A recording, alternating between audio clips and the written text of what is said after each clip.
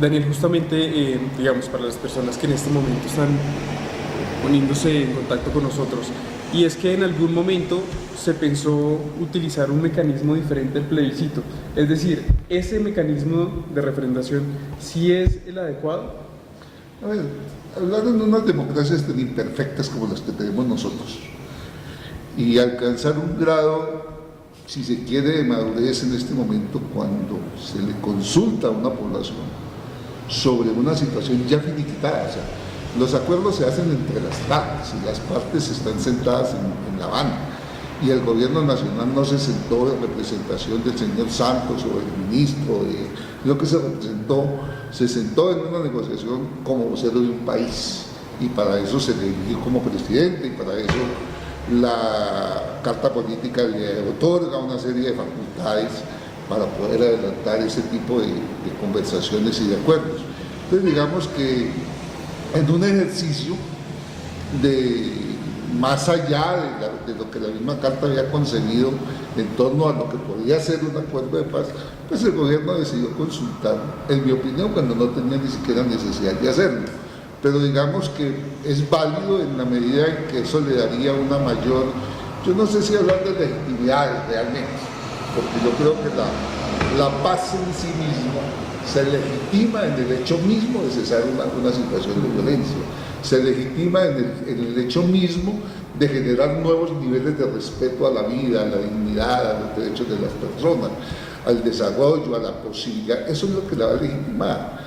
Entonces, pero digamos que en este caso, pues como mecanismo de participación es válido y así lo ha entendido también la Corte Constitucional.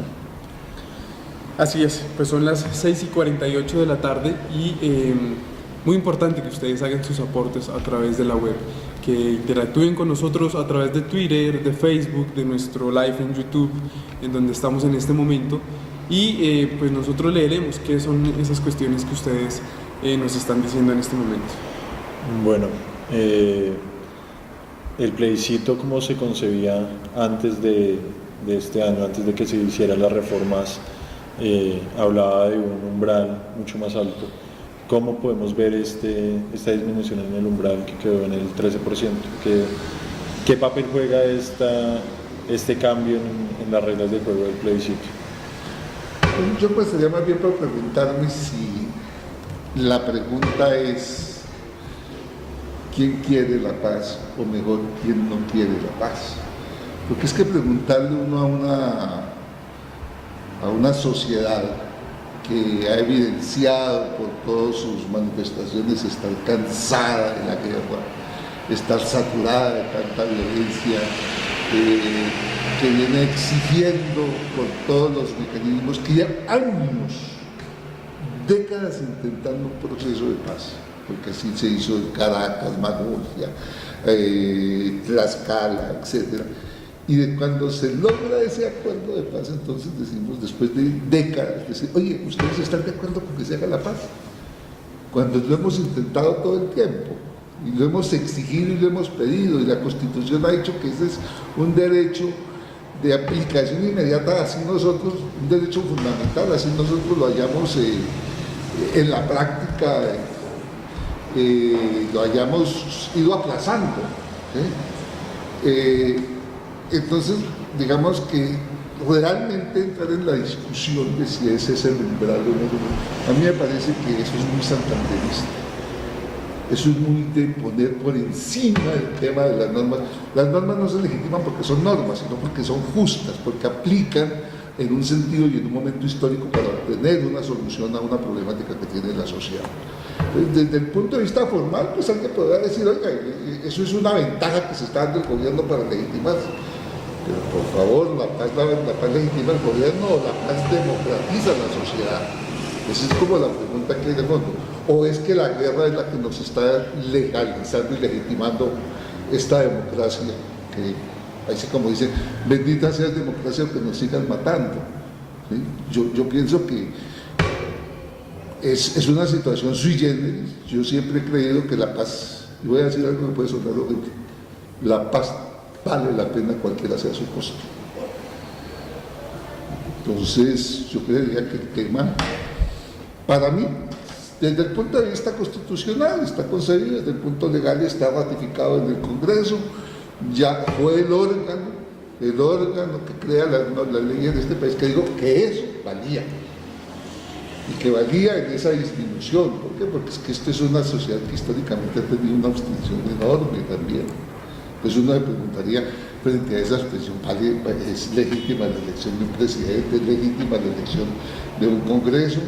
No, esa es la democracia que tenemos, y los órganos democráticos de representación popular tomaron una decisión frente a una constitución que no hay que entenderla como el dogma pues totalmente acabado, inmodificable y perfecto, ¿no? Simplemente que encontramos que en un momento histórico eso se da. Yo recuerdo una cosa que decían hace unos años cuando trabajaba en el Senado, que estábamos trabajando el tema y se presentó el proyecto para, había un proyecto, no me acuerdo, el del secuestro, incrementar las penas del secuestro, y quienes estábamos en contra de incrementar esas penas decíamos, hombre, pero ¿para qué incrementan esas penas? Incluso por encima del homicidio. Y un senador, no digo cuál, porque no vale la pena, me dijo, tranquilo, doctor, no se preocupe, el día que decidimos cambiamos esa ley. Cambiamos esas normas. Las normas corresponden a momentos históricos. ¿Sí? Y esos momentos históricos son los que determinan la validez y la aplicabilidad de esas normas. Pues a las 6:52 de la noche, pues queremos ir a una pequeña pausa, pero antes de esto recordarles a todos ustedes que pueden interactuar con nosotros a través de nuestras redes sociales. Muy importante que nos cuenten ustedes qué piensan de este tema, qué pasa con el plebiscito, la negociación con las FARC, cuáles son los pros, cuáles son los contras, cómo ven ustedes en este momento la negociación. Muy importante, porque esto va a nutrir también el debate que tenemos acá en este momento. Así es que vamos a una pequeña pausa y ya regresamos acá en esta sección, esta franja de opinión que es para ustedes. Televisión más humana.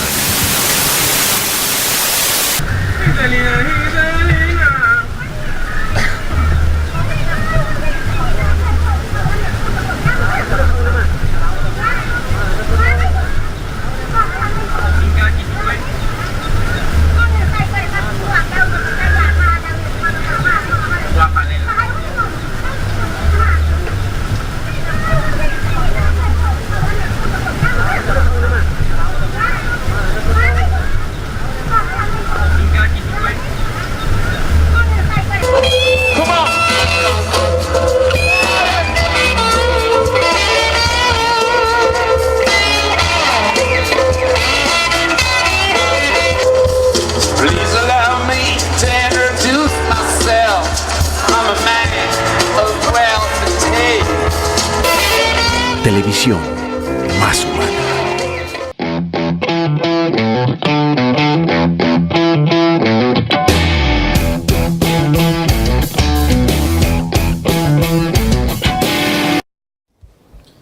A las 6:56 de la tarde regresamos en este programa que es para ustedes. Es muy importante que interactúen con nosotros, que nos cuenten qué piensan de este tema. En nuestras redes sociales estaremos muy pendientes, leyendo justamente qué opinan ustedes. Pues como pueden ver, queremos darles la bienvenida a nuestro nuevo integrante de la mesa. Él es Diego Cancino y pues nos acompaña la noche de hoy en este tema pues tan importante que es de análisis sobre coyuntura nacional, y es justamente qué pasa con el plebiscito, qué pasa con la negociación de las FARC, cómo lo estamos viendo los colombianos, qué es lo que nos está haciendo. Diego, bienvenido. No, pues mil gracias a ustedes, con una compañía magnífica, y como siempre ustedes siendo tan generosos, mil y mil gracias, y qué espacio tan espectacular. Pues bueno, Ricardo, ¿qué son esos temas tan trascendentales que queremos tocar en este momento con nuestros invitados? Ya en el segundo bloque queremos empezar a hablar de cómo van las campañas, quiénes son los líderes de estas campañas y si de verdad se está discutiendo los temas importantes de los acuerdos, y si se está haciendo de verdad una pedagogía por la paz, o solo se están quedando en informaciones de falsa publicidad, tanto de un lado como del otro, y si existe un interés porque la gente entienda lo que se acordó en La Habana. Entonces, bueno, vamos a hacer una contextualización. El jefe de campaña del gobierno por el sí es el expresidente César Gaviria, y por el no ya el Centro Democrático tomó las banderas del no, de la oposición. No sé ustedes si alguno de los dos sabe qué posición tiene el Partido Conservador, si ya tomaron decisiones o todavía siguen pensando si apoyar o no apoyar. Diego. Bueno, pues yo cómo la veo.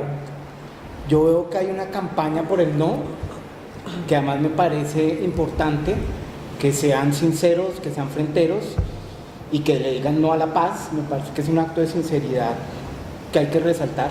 Ellos no quieren la paz porque sus raíces históricas están ancladas en la guerra.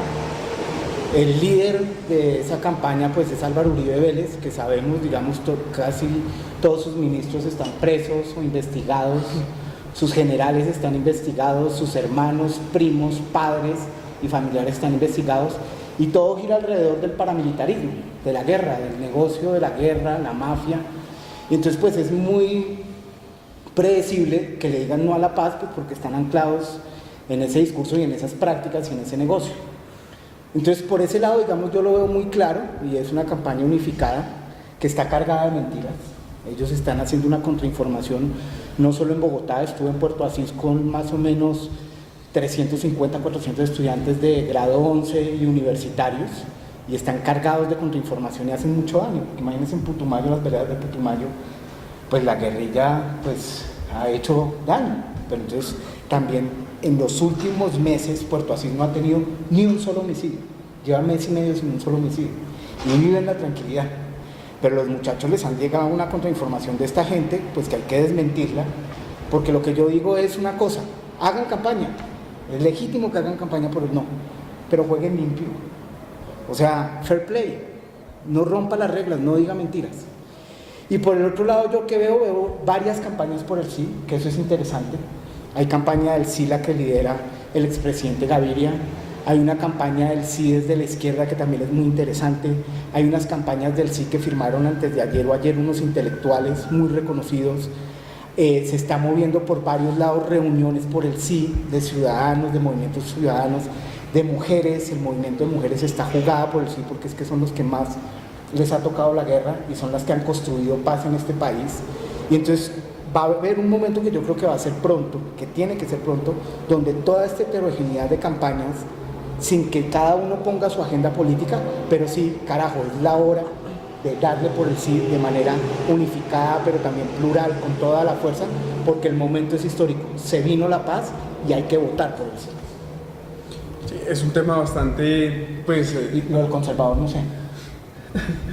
No, pero no está definido, no está definido aún. Y no creo que lo definan porque están una parte en el gobierno de Santos, ¿sí? Y otra parte pues son conservadores de pura cepa que obviamente quieren estar con Uribe. Sí, pero yo veo como más inclinamiento hacia el no, realmente. Pero digamos que las posturas, siempre lo hemos dicho en diferentes programas que hemos realizado en este canal, y es justamente que lo que menciona Diego es muy cierto. Cada una de las posturas son muy respetables, ¿sí? Porque de cierta manera tienen un fondo y tienen una ideología, pero lo que sí se debe resaltar es que cada una de las intervenciones sea con argumentos, y con argumentos que tengan la capacidad de debatir, porque no podemos dejarnos desinformar y tener ciertas campañas que claramente no es como lo son. Ahora, yo sí tengo una crítica al respecto, y es que el Estado tiene que ponerse mucho las pilas en que la pedagogía para la paz es necesaria demasiado. ¿Y por qué lo digo? Decimos, claro, tenemos que leer todos los acuerdos. Claro, es cierto. Bueno, vamos a poner una minoría en un sector apartado de Colombia a leer un acuerdo que tiene mucho contenido teórico que es difícil de interpretar, ¿sí? Entonces, para eso, el gobierno, pues claramente, dentro de las instituciones, ha implementado diferentes esquemas y maneras de socializar los acuerdos, pero eso es fundamental, porque no es fácil de entenderlos, ¿sí? Entonces digamos que es un punto que es tan importante porque finalmente es interpretar los acuerdos. Yo tengo ahí una cosa pequeña. Yo tengo una percepción. Un teórico de la guerra, Clausewitz, decía que la guerra es la continuación de la política por medios violentos. Y otro filósofo del cambio y la transformación decía que la política es la expresión concentrada de la economía. Si uno coge esas dos premisas, uno podría concluir entonces que la guerra es la continuación violenta de la expresión concentrada de la economía. ¿Qué es lo que quiero yo decir? Dices tú también. De la economía, del modelo, del sistema, de los medios de producción, etc.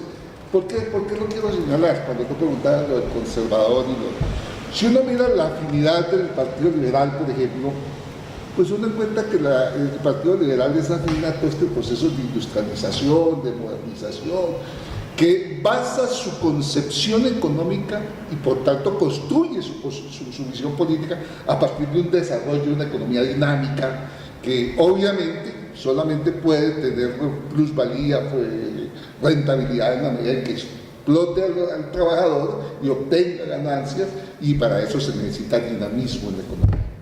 Pero si miramos el Partido Conservador, que se amarra a las tradiciones, se pega al cambio. Y en el fondo de lo que hoy defienden los señores del Centro Democrático con Uribe a la cabeza, está el problema de la tierra. Claro.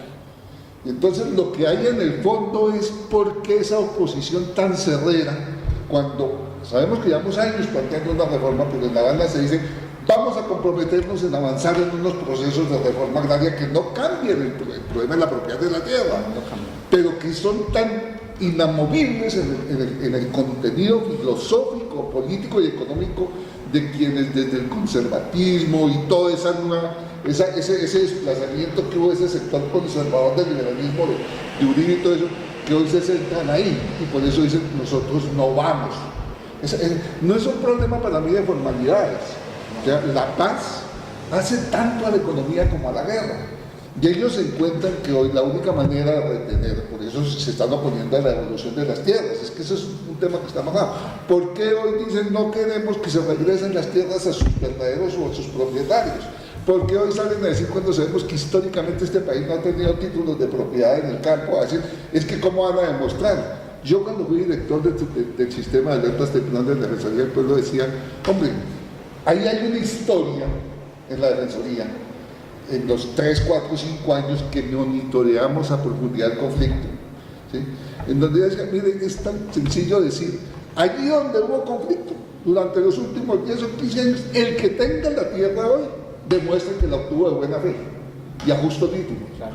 Y no pongamos al que fue expulsado de la tierra a que demuestre que era el poseedor de buena fe o el justo. Pero ¿qué es lo que está diciendo el procurador? Y dice, no, si a usted lo sacaron de la tierra, lo expropiaron. ¿Qué le vamos a hacer? ¿Sí? Pero vino otro señor que sabemos que era un testaferro de los paramilitares o de este sector y compró, entre comillas, esa tierra y dice, ¿usted cómo va a sacar a ese nuevo tenedor de buena fe? ¿Qué es lo que está defendiendo? La tenencia de la tierra. Entonces yo creo que en el fondo hay un problema también que trasciende más allá del simple hecho de que nos oponemos o no nos oponemos a la cosa. ¿Qué puedes tú explicar, por ejemplo, no porque estemos en contradicción, complementando, ¿sí? De que Uribe también no quiso hacer la paz con las FARC? Y dijo, les doy curules en el Senado, hablemos y negociemos, ¿sí? Pastrana les decretó una zona de extensión, se mantuvo una cantidad de tiempo, todos. Pero cuando llegamos al problema de fondo, que un pensamiento, querámoslo, nos guste o no nos guste, este señor Santos, pues no tiene el pensamiento de Uribe, porque Santos es un tipo que está en la clase económica, en esa clase dinámica. Ahora, Daniel, pero yo, digamos, comparto mucho tu posición. Aclaro que lo que defiendo no es un tema formal, sino que hay unos intereses concretos de la guerra también, y que tiene unas raíces y que se pueden evidenciar empíricamente con todo lo que rodea al señor Uribe y al señor Demócrata. Y hay una cosa que a mí me parece importantísima que tú señalas, y es la concentración de la tierra, que yo creo que es una arista fundamental. Ni el 1% de los terratenientes tienen más del 60% de la tierra en Colombia. Eso es inadmisible, eso en ninguna parte de la historia de la humanidad, yo creo que ni en la sociedad feudal. Y uno se pone a ver quiénes son los dueños de esa tierra, y pues la mayoría están en el Congreso, en el Centro Democrático. Y la tierra tiene un tema de poder político muy fuerte. Yo creo que ahí, y pues digamos, ancla los intereses. Y en eso yo lo comparto. Pero yo creo que hay dos aristas también, y es que está el tema de la tierra, está el tema de la mafia, está el tema del narcotráfico, está el tema de la droga, que también está ligado con el tema de la tierra, pero ya hay un rollo también del tema del cultivo de drogas de uso ilícito. Ahí hay un tema también que se está poniendo y que a toda esta gente no le conviene. porque ahí tienen un negocio muy fuerte y tienen unos intereses concretos al respecto. Y hay otra lista que a mí me parece de los acuerdos que yo estoy de acuerdo contigo, digamos, no es que vaya a cambiar el modelo, pero al menos se va a desconcentrar, ojalá, un poquito la tierra y la participación política se va a ampliar. Ojalá, al menos lo que está firmado en los puntos de La Habana. Y esa participación política yo creo que también a ellos los afecta de manera muy importante, digamos. Hay un asunto también de actividad política, de incidencia política, que si empiezan a tener voces, una cantidad de voces que ellos han callado sistemáticamente, las masacres de mujeres, de hombres en la costa, en Putumayo, en el Guaviare, en el Chocó, pues no todas, pero muchas fueron acallando líderes y lideresas. A Angélica Bello la violaron, a Kleiner Almanza la violaron, a Giovanna Sáenz la violaron, ¿sí? Todo lo de Bojayá, todo, ¿sí? Y ellas eran lideresas. ¿Y quiénes las violaron? Los paramilitares, porque tenían una participación política y una incidencia política muy fuerte en su región. Y yo creo que esa es otra arista que también está dentro de estas motivaciones, digamos, fundamentales del no, pero comparto totalmente que el tema de la tierra es clave y esencial. Yo quería decir una cosa sobre el tema de la pedagogía, y es que estoy de acuerdo que falta mucho comunicación y pedagogía. Yo creo que no solo pedagogía, yo creo que comunicación y pedagogía. Yo creo que estamos en una campaña, digamos, estamos a favor del sí o del no, vamos a votar, vamos a levantarnos y un día vamos a tener que ir a votar. ¿Es lo único para construir la paz? No. ¿Ahí ya vamos a tener la paz? No, pero yo creo que es una condición necesaria donde se abre una serie de posibilidades para desarrollar un poco lo que está diciendo, por ejemplo, Daniel. Pero en esa votación, yo creo que una votación de alguna manera tiene intereses, razones y emociones. Y uno no se puede centrar solo en las razones. Y en este mes y medio, si nos centramos solo en las razones, en esos acuerdos, van a explicar todo el rollo de justicia transicional. Juan Carlos Henao lo hizo muy bien en una entrevista, pero usted tiene que coger las ideas centrales y lograr transmitirlas, pero también de manera masiva, contrarrestar la información. No va a haber impunidad, va a haber una forma de pagar la pena en zonas veredales y en una cantidad de zonas, ¿sí? Donde esta gente va a pagar una serie de sanciones, ¿sí? Que le van a pagar 1.400.000 pesos, pero muéstreme en el acuerdo de La Habana dónde le dice que le van a pagar 1.400.000 pesos, muéstremelo usted. Mientras que con los acuerdos con los paramilitares y una cantidad de cosas y impunidades. No, y eso no se consultó además. Y por otro lado, yo creo que hay una cosa que ahí sí depende mucho de la ciudadanía y de la sociedad civil, y no tanto del gobierno, pienso yo, y es que necesitamos meterle fuerza, alegría, fiesta, entusiasmo al cine. Y eso lo deben hacer los artistas, los periodistas, la sociedad civil, los jóvenes, flash move por todas partes, para que se vea que esto es de la ciudadanía, ¿sí? Que la paz es nuestra. Y ahí el componente emocional, en este mes y medio que queda, me parece que es fundamental. Pero es que hablando de las campañas y hablando de esta campaña, tanto del sí y del no, a mí me ha causado mucha curiosidad, es que pues el 20 de julio, cuando el presidente estaba pidiendo que fuera un debate de altura, sale los uribistas a decirle a los que están del sí que son castrochavistas, y salen del sí a decir que los uribistas son fascistas por haber salido con las banderas de Colombia y con las camisetas negras. Entonces se me hace que estamos cayendo en desviaciones. No se está hablando de los acuerdos, no se está hablando de la elección en sí, sino se están hablando de caos, de problemas que no van más allá de los acuerdos, no llegan a los acuerdos, se queda en chismes, en hacer publicidad negra. Sí, son temas que no son importantes. Claro, pero entonces es que eso es lo que estamos hablando. O sea, ¿usted cree que esta gente se va a ir a los acuerdos? Lo que está en juego es muy berraco. Es que usted va a Córdoba, hace 2 semanas estuvo en Córdoba, la mitad de Córdoba es de esta gente. Entonces es un poco lo que dicen, no se van a ir a los acuerdos, van a mandar una contrainformación impresionante, y lo que yo creo es que hay que hacer como una autopista paralela. Es decir, hay que coger y a la contrainformación responderle de manera clarítica. ¿Sí me entiende? ¿Castrochavismo? No, pero castrochavismo, ¿de dónde es Santos castrochavismo? Si está con las CIDRES, si es de la aristocracia, si el plan de desarrollo, digamos, es mucho más minero que Uribe, ¿de dónde sale el castrochavismo? Y eso yo no lo defiendo. Con todas esas políticas yo estoy en contra, pero el castrochavismo entonces tocar. Pero por otro lado, Y eso es totalmente cierto. Lo que yo estoy promoviendo es en las calles, con los taxistas, con los tenderos, hagamos reuniones ojalá diarias con 15 o 20 personas para hacer pedagogía. Toda mi familia, de parte de mi mamá, no toda, pero la mayoría, están con el mundo. Y entonces ya organicé una comida y les dije, bueno, discutamos. ¿Sí? ¿Cuál es la vaina? Gente de maestría. Pero mira que aquí hay una discusión que es interesante, digamos, no en el contexto de las campañas, pero sí en el contexto de estos espacios de reflexión. ¿Qué es el castrochavismo? Esa es otra. El castrismo es Cuba. ¿Sí? El castrismo es Cuba. Y Cuba nos lleva años luz en salud, en educación, en deporte. Es que allá no hay elecciones. Vida.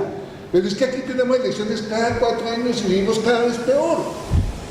Entonces, bueno, vuelvo a lo mismo. Bendita sea democracia si me mates o me margines.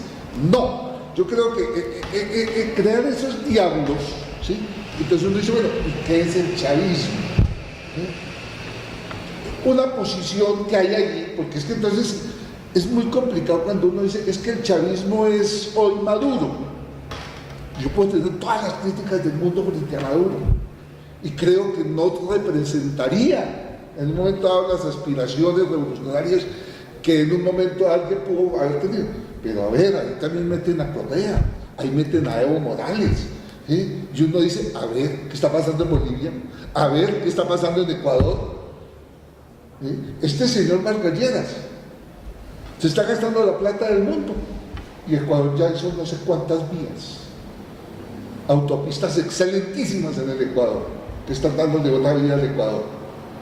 Entonces, ¿qué es lo que estamos criticando? No porque defiendo la ideología, porque eso lo vamos a tener que confrontar ahora también, porque es que las FARC no nacieron ni de una piñata, ni nacieron de una reunión de amigos, sino que nacieron bajo la influencia de una revolución triunfante, que era la revolución bolchevique. Y era todo el bloque socialista, cuando el bloque socialista fue capaz de pararse desde el primer gobierno político. Y es lo que el maestro Maña decía, llegaron a un punto, la inteligencia los llevó a un punto, que es lo que el maestro Maña Luna decía, a concebir la ideología del compromiso. Y entonces cuando llegan y dicen, mire, usted es sistema capitalista, yo aspiración de sistema socialista, no nos podemos acabar matando, estoy hablando de cómo finaliza la Segunda Guerra, ¿cierto? Y hagamos una cosa, que le demos un pacto donde usted pueda desarrollarse y yo también, y miremos a ver qué pasa. Eso es yo quiero que un poco retrotraer históricamente el problema, digo, a estos espacios de reflexión, porque esto es lo que vamos a transmitir. ¿Qué es lo que vamos a transmitir, hombre? No hay que decir al sí o no, es la guerra de la paz, punto. Nos dejamos de matar o nos seguimos echando bala. No nos pongamos con cosas tan sofisticadas como, no, es que yo no quiero la guerra, pero vote no. Si votamos no, ¿qué le estamos diciendo a las FARC? Señores, vuélvanse para el monte. No, pero no solo vuélvanse para el monte, la guerra se va a incrementar. ¿Sí? Por eso, es que si se va para el monte.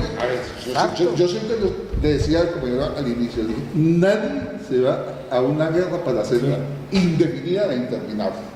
La guerra tiene 3 posibilidades. O una salida triunfante, triunfan la revolución o la contrarrevolución, o para el otro pierde, entonces es sometido porque triunfa, o si no se da ni lo uno ni lo otro, ¿qué hace? Hay que llegar a un acuerdo, porque el que hace la guerra siempre dice que la hace para terminarla en un momento dado. Entonces siempre la guerra, mientras la guerra existe, siempre la paz es una necesidad y está presente la posibilidad de hacerla, siempre. Y eso es lo que hoy hay que decirle a la gente, mire, seguimos 60 años más de guerra.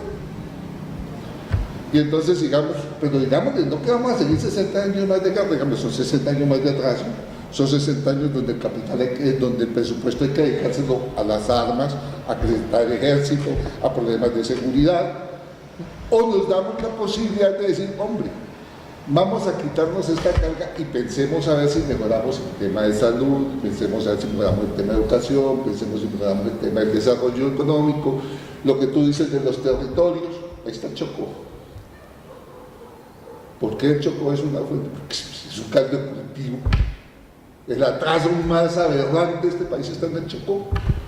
Entonces, yo sí creo, completamente de acuerdo contigo, Una cosa es la campaña, en donde los grandes medios están cumpliendo un papel, pero fíjense que ni siquiera lo cumplen ya de una manera abierta. Y ellos entonces aceptan columnistas que dicen una cosa y otra y toda la cosa. Y ya van volteando porque ellos saben también lo que eso significa. Pero sí hay un problema de información. Afortunadamente hoy esto de las redes, esto de las cosas funciona. Lo que pasa es que no le llega a todo el mundo. Lamentablemente estos mecanismos no le llegan a los millones de colombianos, como de pronto sí le llegan las ondas de la radio, de la televisión y esas cosas. Entonces, la pelea no está en ese sentido, el mecanismo es mucho más difícil, pero hay que hacerla, porque yo sí creo que hay que decirle de frente, quien no vote a favor de la paz, yo no estoy diciendo ni siquiera de los acuerdos, de la paz de este país, lo dije al principio, cualquier costo que tenga la paz, vale la pena meditarlo, cualquiera, mejor que la guerra. Porque es que el no salir de la guerra quiere decir que vamos a seguir teniendo eso que tanto decimos que no podemos perdonar.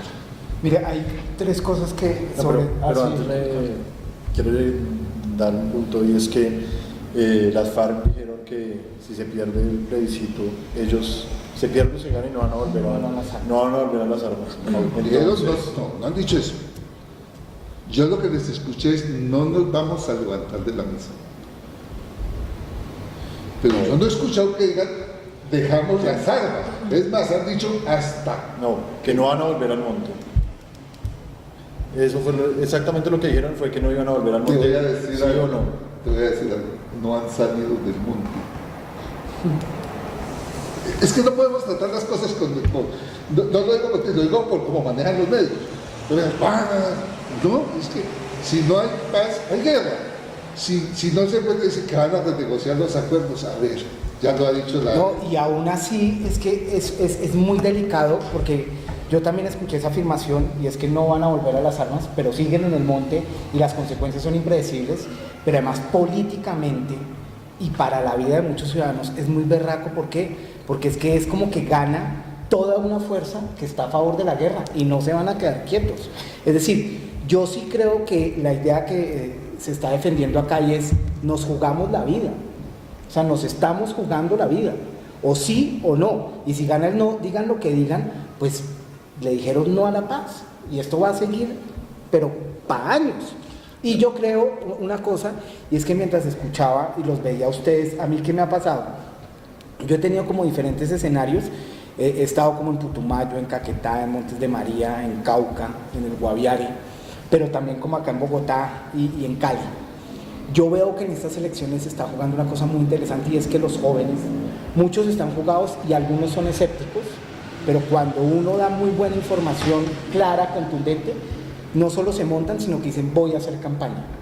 Yo creo que acá los jóvenes tienen un papel fundamental, clave, porque pueden ser replicadores, es decir, es la oportunidad de que realmente se viva un nuevo país y que los jóvenes reconstruyan desde esa creatividad, desde esa irreverencia, desde esa vitalidad, y este es el primer paso. Y el otro son las mujeres. Las mujeres están jugando un papel crucial.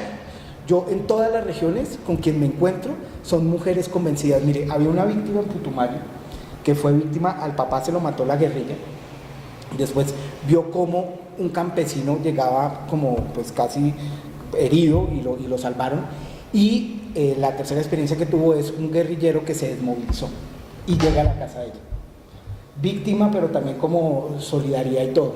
Y en algún momento le pregunto, eso está grabado en YouTube, si quieren se los mando, le digo: ¿y qué opina de la paz?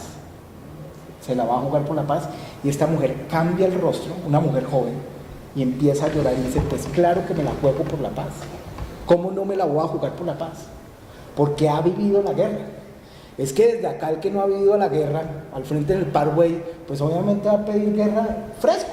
Pero esa mujer que ha sido víctima de la guerra, clamaba la paz y decía: yo estoy jugada con la paz, estoy haciendo todo lo posible para que esto pase, para que no me vuelva a pasar a mí nunca y no le vuelva a pasar a ningún colombiano en el Putumayo. Entonces yo creo que hay un rollo pedagógico, pero también dentro de la campaña, y pedagógico en el sentido profundo, en el sentido de que es una transformación vital para esta gente, de que las mujeres y los jóvenes pueden jugar un papel crucial en este momento, creo yo. Pues en ese aspecto, Uribe acaba de trinar y dice: Si gana el no, el gobierno amenaza con abandonar la paz. Esto es chantaje. Entonces, Claro, porque él se quiere apoderar de eso y entonces decir, ahora yo sí voy a hacer el acuerdo. Es que esa es otra, ¿no? es que ese es el cambio que tuvo Uribe de discurso. Al ver que estaba perdiendo esa posibilidad de un no rotundo a la paz, hizo el cambio a decir que si ganaba el no era que él quería una negociación diferente, unos acuerdos diferentes, y fue el timonel que le dio a la campaña del no. Y vemos acá cómo sigue en esa línea. ¿Y ustedes qué opinan de los chantajes que se están haciendo de parte y parte, tanto del sí y del no, para estas elecciones del plebiscito? Porque ahí entra lo que pasó esta semana con los taxistas de Bucaramanga, y fue que dijeron que si Uribe y el gobierno no les soluciona, si Santos y el gobierno no les solucionan el tema de Uber, ellos van a votar no en el plebiscito, cosas que son completamente diferentes, y a eso voy, es que no se están hablando de los acuerdos, nunca se están hablando de los acuerdos. Tú cuando último das una respuesta, creo. Cuando tú dices, mira, los taxistas dicen que si no solucionan el problema de Uber van a votar el no con el plebiscito. Ellos creen que eso es un problema de Santos, y que Santos es el que está haciendo la paz. Y yo le digo, mire, el que está haciendo la paz en este momento aquí se llama las FARC, que eran las que estaban en guerra. ¿Sí? Y por el otro lado, un establecimiento, una institucionalidad que soportaba y confrontaba esa guerra, y que a través de un presidente, tocó en este caso a Santos, ¿sí?, siguiendo la línea que han tenido desde Belisario, cuando salió con el tema de las palomas, que además, fíjense la generosidad que tuvo Belisario en su momento. Belisario no preguntó si la guerrilla quería la paz. Belisario, el primer día que se posesionó el presidente, dijo: decreto de la amnistía, no quiero ni un muerto más, voy a sacar a todos esos presos de las cárceles, y muchachos, se van a la calle. Estaba toda la ley 19 en la cárcel de Picota. Autodefensa Obrero, Pedro León Arboleda, Ejército Popular de Liberación, todos estaban diezmados en ese momento. El ELN estaba prácticamente aniquilado. Y aún así, un presidente conservador en ese momento, ¿sí?, digo, yo quiero la paz es mi consigna, y sacó a todo el mundo de las cárceles sin preguntarles si querían salir o no querían salir de las cárceles. Hoy, cuando se dice el tema de los chantajes, ¿quién chantajea a quién? Aquí están chantajeando con el tema de la democracia. Esta democracia sigue siendo una farsa, entonces, ¿sí? Sigue siendo una farsa, si es que es al tamaño y a la imagen del interés del caudillo que se nos ponga al frente. Este señor tuvo 8 años para jugarse, la jugó todo por sus intereses, por todo lo que él representa. Por sus hijos. No, el tema de no es el de sus hijos. Desde su padre, que era narcotraficante, él aparece en la lista. ¿Sí? Todos sus amigos, los buenos muchachos que trajo al gobierno, todos hoy prófugos de la justicia. De una justicia que entonces sigue siendo impune, pero que cuando logra aclarar alguna cosa, es persecución. Entonces el chantaje viene de estas personas. Yo no creo que haya chantaje en el gobierno de preguntar. Es más, yo digo, mi pregunta hoy sería: ¿para qué carajo se puso Santos a ofrecer que iba a consultar cuando tenía un mandato que le decía: señor, usted busque la paz? Porque eso lo dice la Constitución Política del 91. Desde el 91 todos los presidentes han tenido el mandato imperativo de buscar la paz, porque por primera vez en la historia de este país se consignó un canon constitucional que dice que la paz es un derecho y un deber de obligatorio cumplimiento. Eso lo dice la Constitución desde el 91. Entonces, todos los presidentes desde ese momento estarían en la obligación de darle cumplimiento a la Constitución Política de Colombia, y todos lo han intentado desde la perspectiva de sus intereses y de su modelo. Que hoy, qué curioso, pero cuando a alguien le suena la flauta, como decimos, en este caso le sonó. Yo no sé si ustedes vieron una declaración que hizo el empresario que nadie conoce, bueno, muy poco, yo no sé. ¿Villegas? No, el que apareció haciendo los contactos con las FARC ahora no me acuerdo el nombre, mejor que lo quiero, no hacer cosa que le pase algo. Sí, porque si este país hace. Y el tipo dice, a mí me llamó el presidente Uribe en el hotel no sé qué de Cali, no sé si el Intercontinental, lo que sea, o el Tani, que fuera. Y me dijo, dígale a esos muchachos de las FARC que ya hablé con Sarkozy que eran los recibo. La respuesta de mi la dice por televisión, dice, presidente, yo no le digo eso a ellos, porque cierro los caminos de la paz. Y se le dio otra cosa, señor presidente. El destierro está proscrito en Colombia. Y después dice, a mí me llamó posteriormente, muchos años después, el presidente Santos y dijo, dígale a las FARC que estoy dispuesto a negociar. Dos posiciones totalmente diferentes. Uno es, señores, se entreguen los fierros y vayan a quedar Sarkozy los recibe. Y el otro fue, señores, ustedes tienen una presencia, a mí no puede que no me guste, ustedes existen, puede que yo sea todo lo que se opone a ustedes, ¿sí? Pero sentémonos, porque esto hay que acabar. Yo haría dos cosas frente a ese trino y al chantaje de los taxistas. Yo creo que, y me estoy soñando una acción en el Senado, cuando haya sesiones del Senado, y entrar varias, pero llenar las tribunas del Senado y decirle, señor Uribe, desmovilízate, te acogemos en La Paz, te está dejando el bus. Esos trinos son una expresión clara de que está desesperado, porque nota que ya el bus lo dejó, ¿sí? Y que ya está viendo y está cambiando el discurso y todo. Pero yo creo que públicamente, claramente Uribe no se va a montar al bus, pero públicamente hay que dejar claro que este señor está a favor de la guerra. Lo que están diciendo en las regiones, en Sincelejo hay una valla, bueno, en el camino de Sincelejo a Montería, hay una valla gigante que dice, por una paz verdadera vota no. Eso no tiene sentido. Es que esta gente está dejando los fusiles. Eso ya es un primer paso para la paz. Eso hay que desenmascararlo y decirle a este señor, usted está con la guerra, y responderle claramente. Y con los taxistas, ¿qué pasa? A mí, ¿qué me sucede? Lo que les digo, he hablado con los taxistas y es relativamente fácil como dar argumentos y decir, mire, usted está anclado en mala información. Yo de Santos le diría a los taxistas, o la misma ciudadanía deberíamos hacerlo, citar a un almuerzo, unos taxistas de 12 a 2 que normalmente están almorzando, citarlos, cautivarlos con videos, gente invitándola, Nicolás Montero invitándolo, qué sé yo, actores, cantantes, gente con credibilidad, invitando a los taxistas y decirles, listo, deme argumentos en contra del no y discutamos. Pero el tema de Uber es otra vaina. Si no lo logro convencer, perfecto, pero no me meta el tema de Uber, que esa es otra vuelta. O es que aquí hay otras cosas que se están metiendo por debajo de cuerda, o cómo es la vuelta. Pero muchos taxistas, porque además muchos taxistas han sido víctimas de la guerra, o los hermanos o los hijos, o han sido, la tía ha sido desplazada, digamos, muchos taxistas han sido víctimas de toda esta tragedia. Pero los taxistas yo creo que son fundamentales, y eso es un papayazo para trabajar con los taxistas, porque yo veo que pueden cambiar su preferencia, su opinión o su apuesta, y son unos replicadores impresionantes. Un taxista monta una persona, ¿cuántas personas monta al día? 10 personas, ¿sí? Y entonces sentarlos en un almuerzo y decirles, bueno, ¿cuál es la vuelta? Discutamos. Porque es que yo creo que acá la discusión es muy fácil de dar. ¿Usted cómo no va a estar a favor de la paz? Sí, es cierto. Pero no lo estamos haciendo. Yo creo que nos estamos quedando en reuniones, en pensar, y yo creo que esto es calle y comunicación, punto, digamos, en este mes, digamos. Sí, es tan fundamental.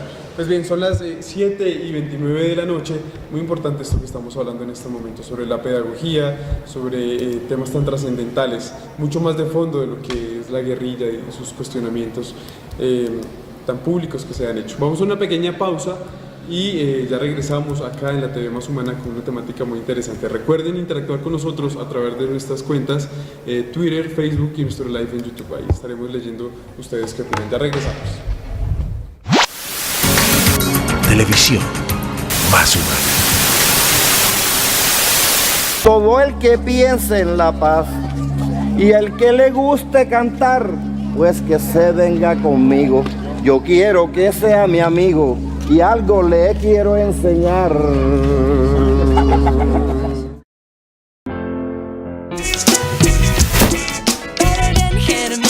Contravía.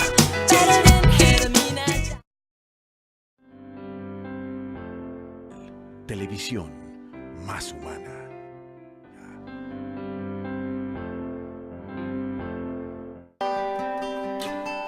Es muy fácil romper y destruir. Los héroes son aquellos que hacen la paz y construyen. Nadie nace odiando a otra persona por el color de su piel, su origen o su religión. La gente tiene que aprender a odiar, y si ellos pueden aprender a odiar, también se les puede enseñar a amar. El amor llega más naturalmente al corazón humano que su contrario. Nelson Mandela, líder y expresidente sudafricano, pasó 27 años en prisión. Su lucha inalcanzable contra el racismo, la justicia y la libertad lo convierten en un ser admirado a nivel mundial. Se dedicó a la caridad y al servicio de la humanidad. Recibió más de 250 premios y reconocimientos, entre ellos el Premio Nobel de la Paz en 1993. Fallece a los 95 años el 5 de diciembre de 2013, dejando al mundo su legado y gran sabiduría. Busquemos la felicidad. Toma mi mano y caminemos por la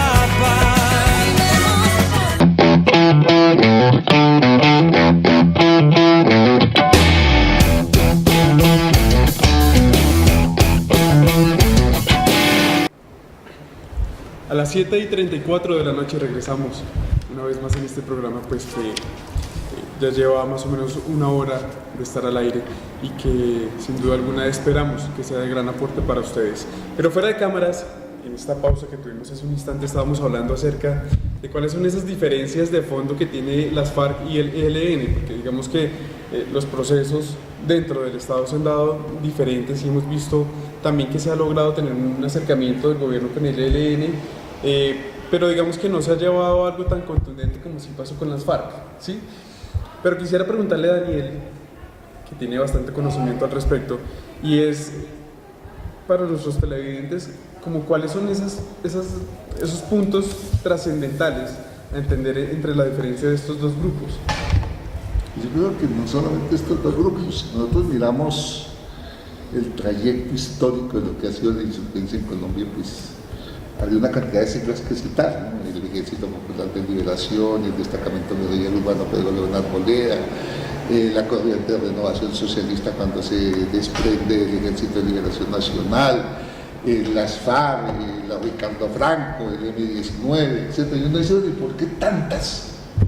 Eso fue un problema de caudillismo, fue un problema de ¿qué fue? No, tienen expresiones. Si uno mira, por ejemplo, lo que significó la negociación del PRT, para poner una cosa pequeñita metida en un territorio por allá al sur, en esas partes, donde su proyecto político no alcanzaba a trascender más de empedarlo donde estaba. No podían, no tenían la capacidad de hacer una propuesta nacional, nunca lo propusieron.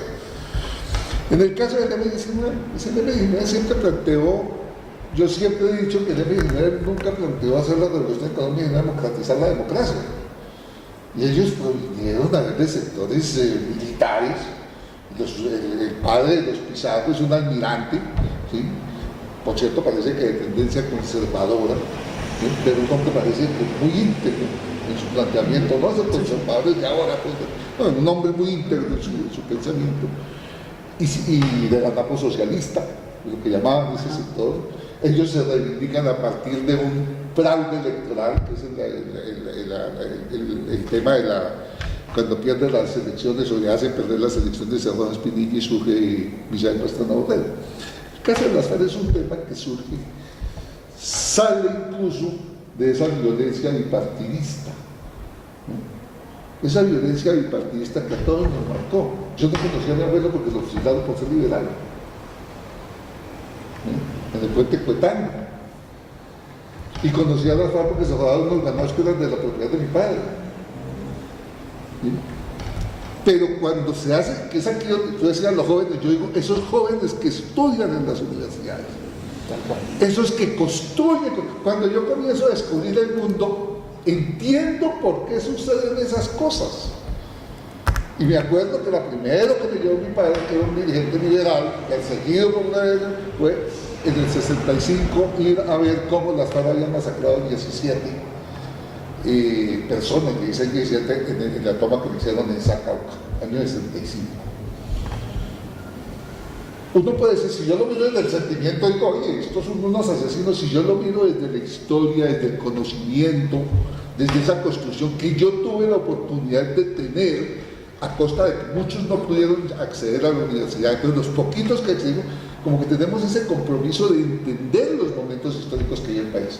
Entonces esas FARC surgen, ¿sí? Dicen allá, yo me acuerdo, yo tuve la oportunidad cuando estaba en la Defensoría del Pueblo de tener una reunión donde estuvo presente Manuel Madulanda Vélez, el Mono Jojoy, el Reyes, el Guajiro, en la zona de extensión. Me tocó hacer todo el modelo de presencia institucional.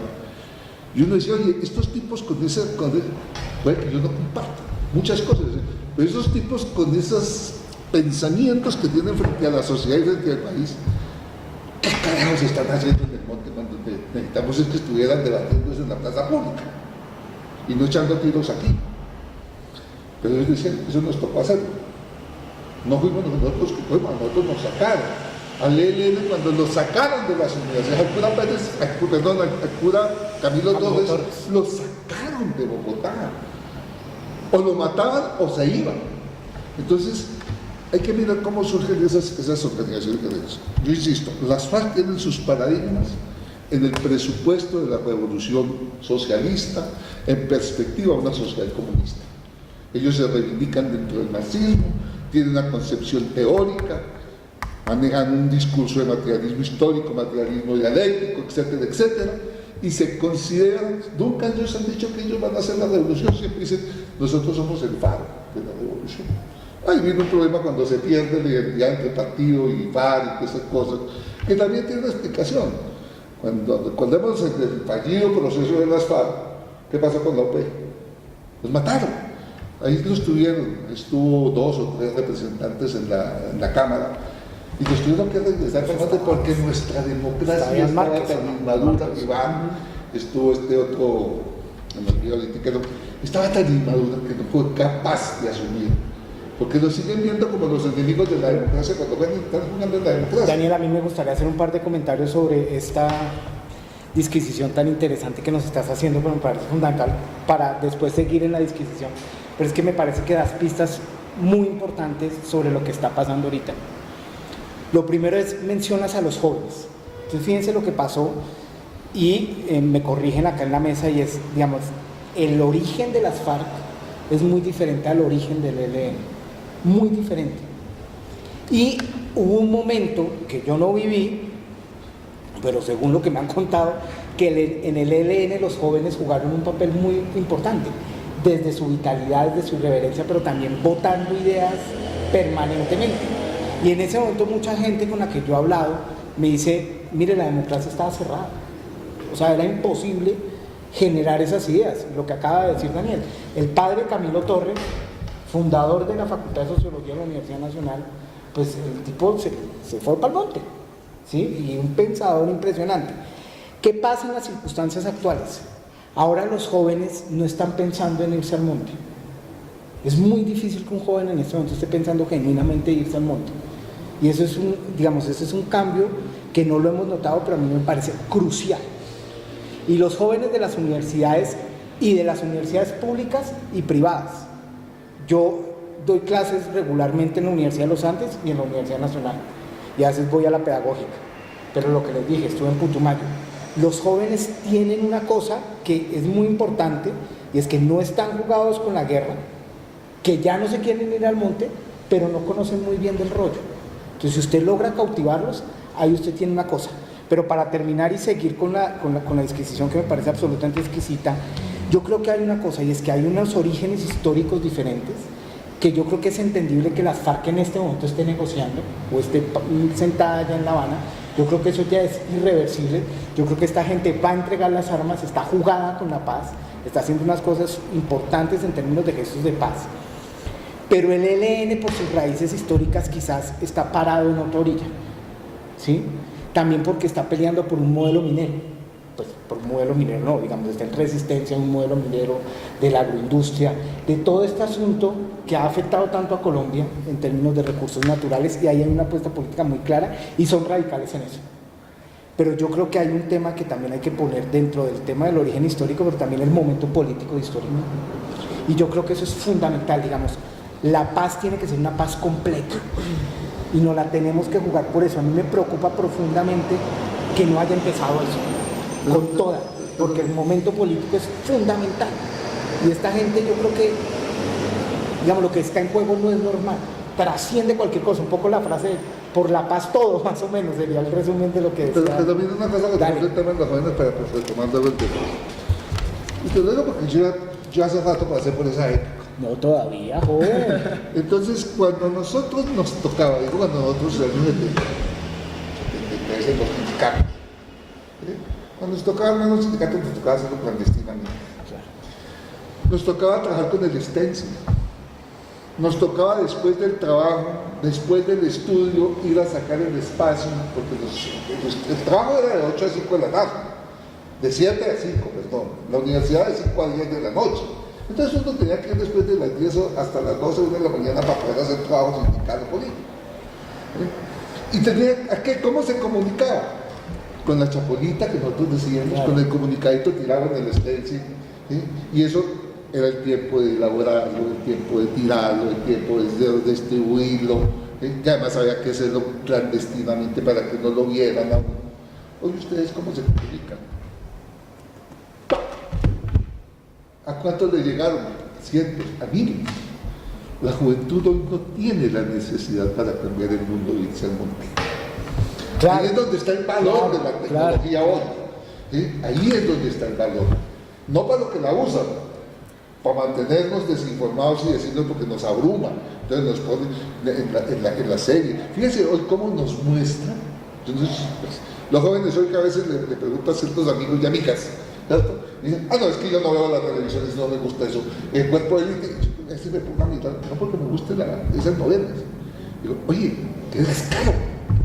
Hoy nos muestran cómo era que hacían. Que torturaban, que desaparecían, que hacían pactos con el cartel de Cali. Y lo están mostrando en la televisión, pero lo están mostrando hoy. ¿Sí? Claro, hoy. Eso no nos lo mostraron cuando lo hicieron. Y lo negaron siempre. Pero hoy esta tecnología, ustedes tienen todas las herramientas. Yo creo más, y aquí no quiero descargar de todo, yo sé, los jóvenes, pero si tú vas a Ciudad Bolívar, los jóvenes, ¿qué quieren? Pues se expresan a través de la cultura, de las subculturas, de las manifestaciones. Pero yo digo, hombre, hoy la juventud que está en la universidad, ¿por qué no se apropia de la universidad? La universidad tiene que dejar de ser la enorme fábrica de mercancías que hoy es para satisfacer las necesidades de un mercado. Para eso, no, necesitamos que volver a retomar esa vieja universidad que creaba seres capaces de transformar y de enfrentarse esos caminos, esas gentes, no para que se vayan para el monte, sino para que sigan hoy en el empeño de transformar esta sociedad.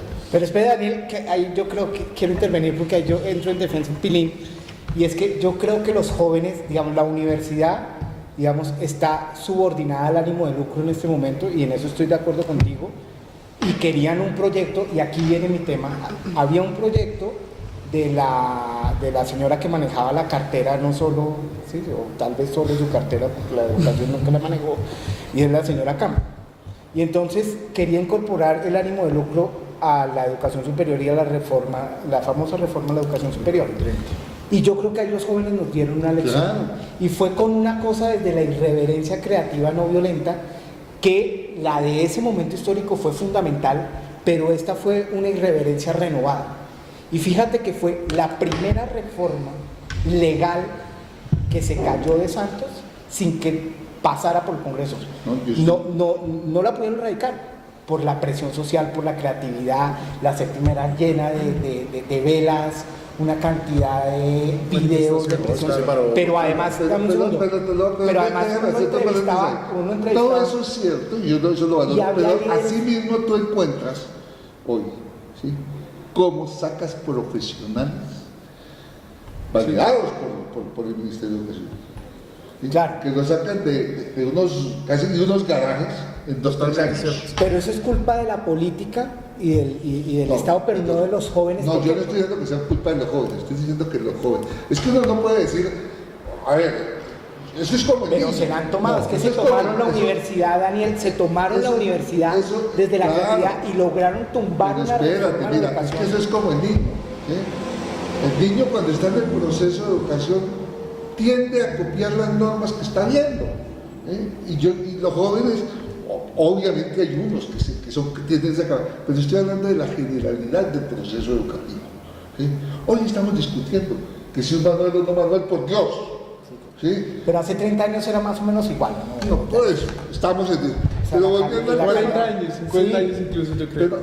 pero un poco el planteamiento es, hombre, los jóvenes hoy, yo estoy de acuerdo contigo, están llamados a jugar un papel fundamental, pero yo quiero llamar dentro de ese rol que están llamados los jóvenes, porque es que los jóvenes no todos están en la universidad, la gran mayoría está por fuera de la universidad. Cierto. Entonces, que esos jóvenes que pueden llegar a la universidad tienen una obligación mayor de generar esos procesos en la juventud colombiana, de apropiarse de esos nuevos paradigmas y de esas nuevas reivindicaciones, para poder transformar esa juventud. Porque estos jóvenes de la universidad mañana son los profesionales y son los que van a activar el proceso económico del país. Y ahí es un poco donde yo llamo, porque los que están por fuera de la universidad van a seguir siendo los borregos que hizo por falta de esas oportunidades. Pero bueno, retomando un poco el tema, yo decía que a las FARC ya se le cayó, o sea, la FARC está claramente inmersa hoy en el proceso de globalización. El mundo cambió. Ya la Unión Soviética no existe, ya el partido y la Internacional Socialista desapareció hace mucho tiempo. Eso es medio paradójico. ¿Sí? ¿Es eso? No, entonces hoy por eso tienen la capacidad de ser mucho más pragmáticos. El ELN no se haya ocupado su paradigma. El ELN sigue mirando Cuba. Sí, la genialidad del pueblo cubano. ¿Cuántos años llevamos y resiste? Porque nosotros no lo vamos a hacer. Eso es una para entender cómo las dinámicas tienen que ser diferentes, los procesos tienen que ser diferentes. Si a mí me preguntaran, hombre, ¿usted cree que el ELN entonces sí tiene voluntad de paz? Yo siempre he creído que todos los que van a la guerra, en lógica de la guerra, ¿sí? O sea, no los que van a la guerra por el lucro de la guerra, como pasa con el narcotráfico, Sí. o como pasa con ciertos señores de la política aquí. No, el que va a la guerra como un mecanismo de transformación de una sociedad, el que acude al ejercicio de la violencia para alcanzar una transformación de la sociedad, nunca va a la guerra pensando en que va a permanecer eternamente, se va a morir en la guerra. Siempre va a la guerra pensando en que se tiene que acabar la guerra y que se acaba transformando la sociedad. Entonces el ELN sale de ese núcleo de gente de la UIS, gente de la Nacional, jóvenes como Jaime Arenas, ¿sí? Entonces son asesinados por los mismos elenos. Y otros más, los hermanos, ahorita me olvidé el nombre, pues, Vázquez Castaño, etcétera, que sacrifican al cura Pérez, perdón, al cura Camilo, etcétera. Entonces uno dice, esta gente va a la guerra pensando en que van a ganar. Su paradigma todavía no se ha roto. Es posible que todavía no se haya roto porque ellos ven cómo un pueblo resiste, cómo no sé qué. Pero la probabilidad de que gane el ELN tiende a cero. No hay probabilidad. La probabilidad hoy, no por el ELN, por el mundo de hoy es cero. Hoy no va a haber, por muchos años no va a haber una revolución armada triunfante. Miren quiénes avanzaron. Brasil tuvo guerrilla. Dejó hace muchos años la guerrilla en Brasil. Aquí puso un brasilero, ¿sí? Que fue el comandante de autodefensa obrera, que fueron los que asesinaron a Pardo Huelpas cuando el gobierno de Alfonso López Miquelsen. El Brasil tuvo guerrilla. Se acabó la guerrilla, vino un momento duro, pero ha tenido presidentes de otro corte, lo que llaman hoy socialismo siglo XXI, como lo quieran llamar. ¿Cierto? Argentina, Chile. Y hoy están más allá que nosotros. Eso tiene que hacer reflexionar al ELN. El ELN ya no puede seguir montar. Hay una frase que a mí yo he tenido la oportunidad de hacer un acompañamiento desde que cayó preso Pacho Galán. Mire, por ejemplo, ese dogmatismo del ejército de guerra. Francisco Galán, comandante, vocero y negociador del ELN durante muchos años. En el momento en que sale a la libertad y dice, como un acto suyo, dice, hombre, yo no quiero seguir en la guerra, yo voy a renunciar, pero no quiero renunciar a mi pensamiento. El ELN anda desde el país. Acaba de suceder con Belandia, con Felipe Torres. Igual, comandante del ELN, sale de la cárcel después de 10 años de cautiverio y hace lo mismo, yo no quiero seguir. En resumen, es necesaria una paz completa. Yo creo que es necesario, pero que entendamos los matices, que una negociación no es una claudicación ni una entrega. Y entendamos que el hecho de que las FARC hoy hayan avanzado hasta donde han avanzado me parece un ejercicio espectacularmente, me parece un hecho histórico absolutamente impensable. No lo habíamos pensado así. Eso tiene que llevar al Ejército de Liberación Nacional a que dé el paso hacia la paz. Pero también hay que entender, no porque yo crea, por el contrario, rechazo totalmente ese tema de secuestro y todo eso, pero no se sienta diciéndole, si usted quiere negociar conmigo, entonces pelea la cuestión. No, está en guerra, la guerra era eso. ¿Qué tal que nosotros le hubiéramos dicho, o le hubieran dicho a Uribe, primero entonces meta a la cárcel todos los y métase usted a la cárcel porque usted tiene tantos homicidios encima con los falsos positivos? No, eso pasó en la guerra, por eso digo que vale la pena. Pero hay cosas, pero es que usted quiere... Sí, son las 7:57 de la noche y pues ya terminando este programa, pues quisiera hacer unas pequeñas conclusiones, pero les pido por favor que sean un poco cortas por temas de tiempo. Yo sé que es un tema que tiene muchas cosas para hablar, para decir, pero pues digamos que por temas de tiempo sí queremos hacer un momento corto. No, nada, en ese sentido estoy de acuerdo. Hay un hecho histórico importantísimo, hay una oportunidad valiosísima para el país. Es la puerta a que comencemos a pensar realmente en una paz que nos permita socialmente avanzar, desarrollarnos, etcétera. No la desaprovechemos. Es la oportunidad de decirle no más a la guerra, no más a la violencia.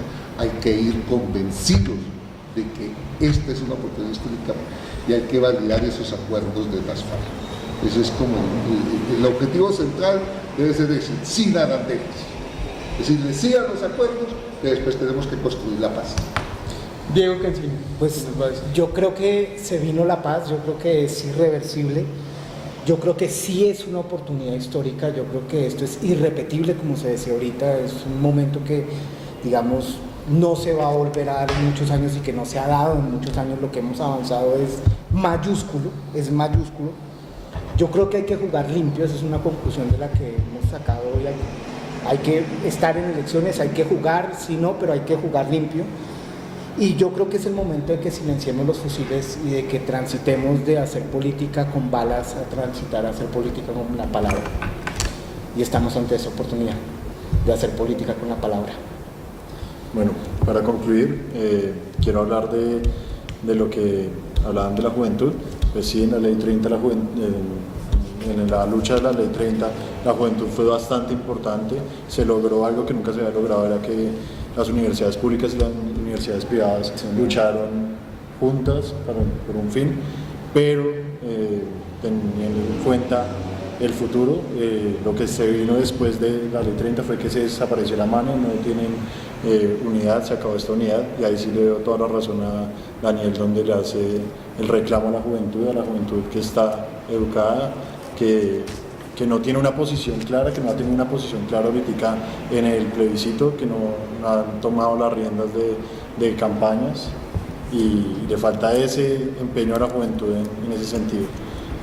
Y ya para concluir tenemos un video, fue algo que al grupo de trabajo le llamó bastante la atención porque tuve contacto con algunos extranjeros que hablaban del proceso de paz y no entendían cómo había gente que se oponía a la paz. Entonces vimos un video en la red de un mexicano y nos llamó bastante la atención. Entonces los dejamos con este video y les reiteramos la invitación para el próximo miércoles a las 6 de la tarde del programa Pasando Página. Puesto que aún tengo razón. Amigos, Colombia, o como Venezuela lo conoce, Walmart. Desde hace 50 años Colombia vive una guerra entre el Estado y las FARC. El presidente Juan Manuel Santos y la guerrilla acordaron lo que podría ser finalmente el cese al fuego en Colombia. Ahora solo necesitan una cosa, obtener el yes I do de esta novia llamada el pueblo. Para los que no han seguido la noticia, la cosa más o menos estuvo así. En junio pasado, el presidente Santos y Rodrigo Londoño, alias Timochenko, líder de las FARC y némesis de las chicas superpoderosas, se juntaron en Cuba con Ban Ki-moon para hacer lo mismo que haces en misa. Darse la paz. Por primera vez luego de un conflicto de más de 50 años, se pondrá fin a esta lucha armada entre el gobierno y la guerrilla de las FARC. El paquete Limes a firmar la paz incluye el desarme en 180 días, 3 monumentos, uno en Cuba, uno en la ONU y otro en Colombia, y la amnistía, por lo que se planea hacer un plebiscito para que los colombianos digan si están de acuerdo. Y para sorpresa de todos los que no somos colombianos, las encuestas dicen que el sí a la paz tiene solo el 39% de apoyo. El 50% de los colombianos encabezados por el expresidente Álvaro Uribe dice que no al fin de la guerra con las FARC. Así es que usted se preguntará lo mismo que yo. ¿Cómo chingados que no quieren la paz? ¿Quieren que la gente se muera? Colombia, ¿qué chingados te pasa? Y ahí es donde nosotros empezamos a sacar números y empieza a sonar raro todo esto. En esta guerra murieron 300,000 personas, 45,000 siguen desaparecidas y cerca de 6 millones de colombianos tuvieron que abandonar sus hogares, convirtiéndose en el segundo país con mayor número de desplazados solo después de Siria. La popularidad del presidente Santos y su aprobación parecen no ser las indicadas para poder entusiasmar al pueblo lo suficiente para dejar la guerrilla atrás. Recuerden que la tibieza no siempre ayuda con los votos, y para muestra, una Clinton. Amigos, imaginen que un día